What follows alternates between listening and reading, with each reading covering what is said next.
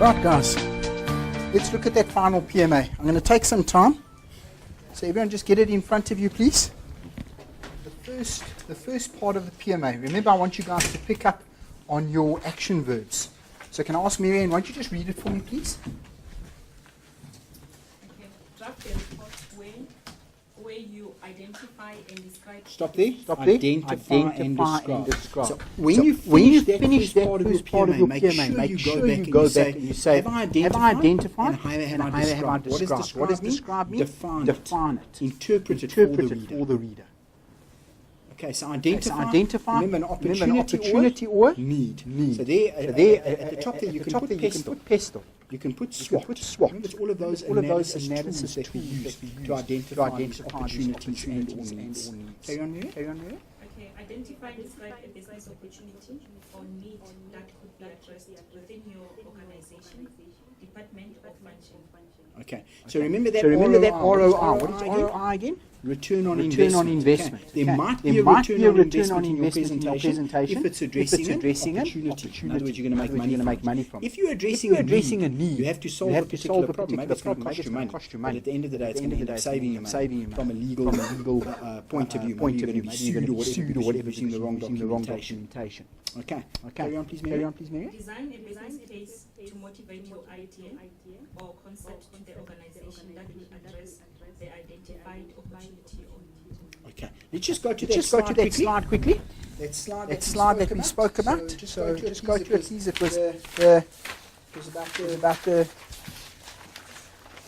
page. I can't remember the page. Page 11 of 26. Oh, sorry, is that the date? Okay. Page 4. Sorry. Elements of a business case. It was about the 11th slide, guys. Page 4.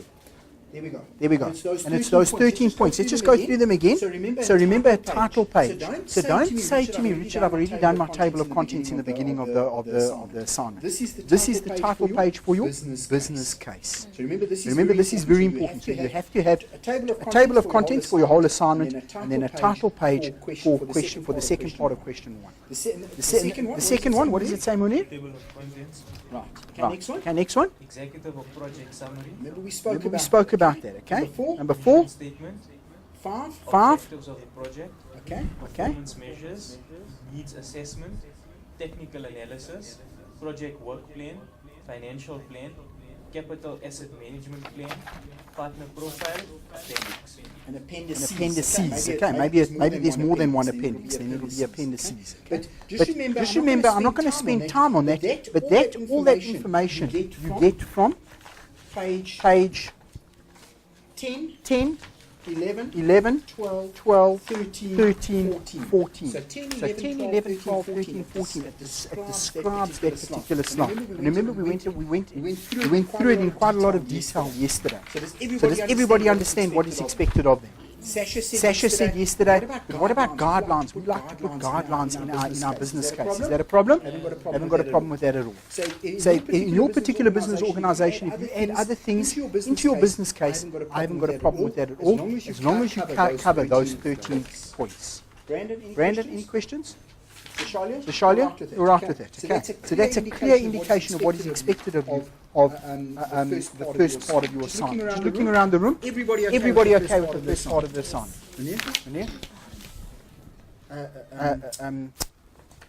Pierre? I forgot your name. Pierre? Are you sure you're okay with it? Are you sure? You're right. If you're can I ask you to read the second part of the assignment, please? C, right? Yes. Prepare a presentation to the decision makers within your organization to sell your idea or concept. Okay, it's just 7 to 8 slides where you're actually selling your particular opportunity or need to a group of people.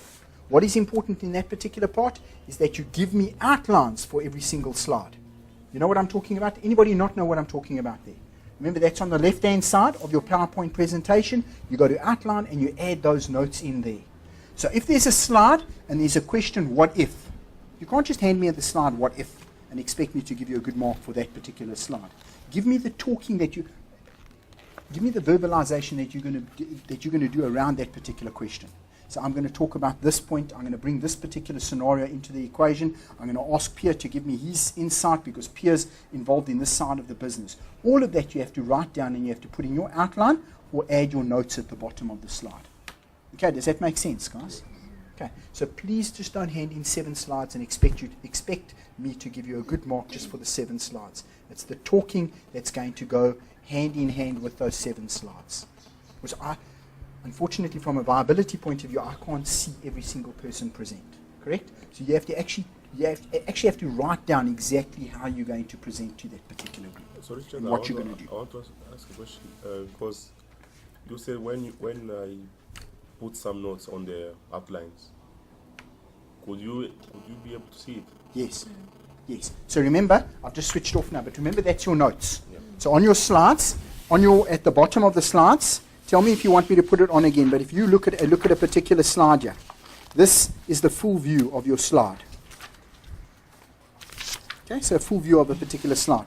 At the bottom of this block, what does it say? Notes. Yeah. And then you add the notes in there. What's great about that? Your group that you're presenting to, they will see the slide. They're not going to see the notes at the bottom. Why not? Because you're going to print that out and you're going to have it in front of you, or you're going to learn it. And then all they're going to see is they're going to see the whole slide. So they won't see those notes at the bottom. So that's where it comes in here about this presentation of response. 100% presentation of response. Okay, guys, any questions around that presentation? So what am I looking at there? I'm looking at your brand. I'm looking at the clear, concise language. I'm looking at that black and white space. Remember we spoke about that yesterday? Do I need to reiterate on it? Brandon, what am I talking about? Too much black is bad. Too much white is bad. Remember we spoke about that? Yeah. So in other words, too much writing in a slide is not a good thing.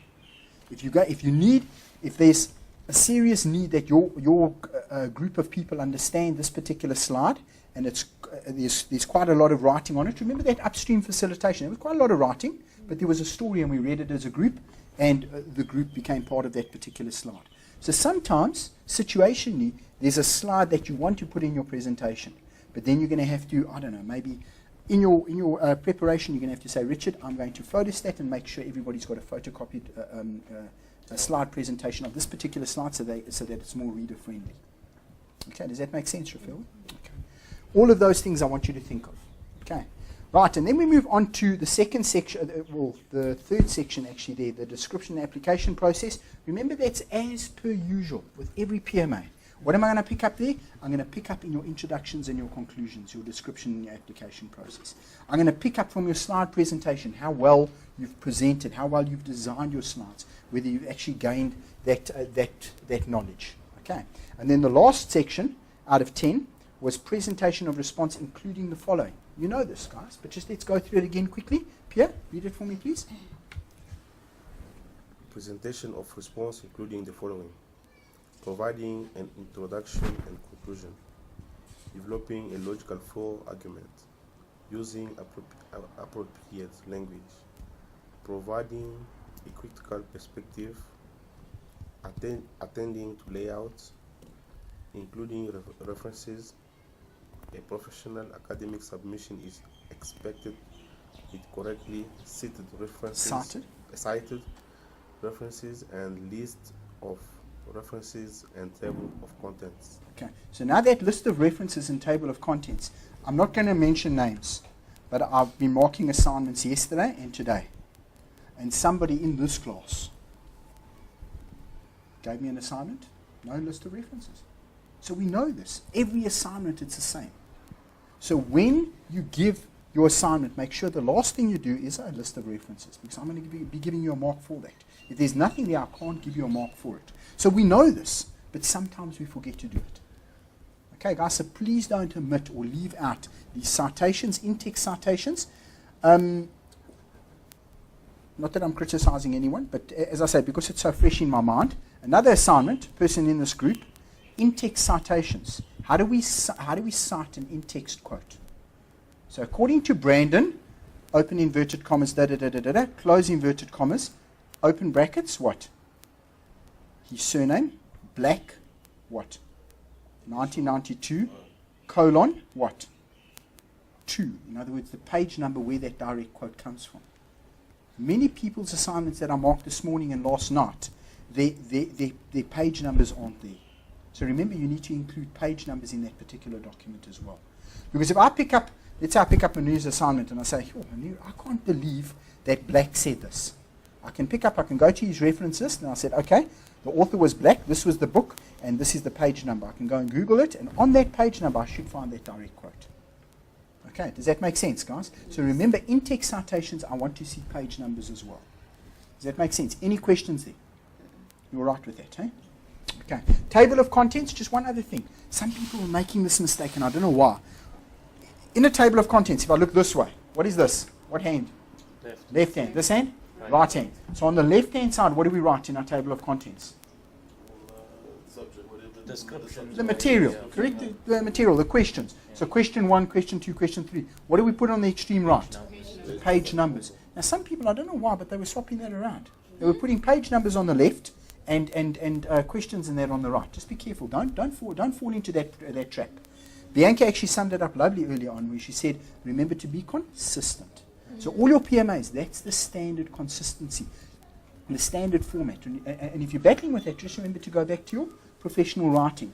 Professional writing, remember we spoke about that acronym. What was it? ARC. What was the A? Can you remember it? What is the A? Be accurate. The R, be rigorous. And the C, always be consistent when you're writing.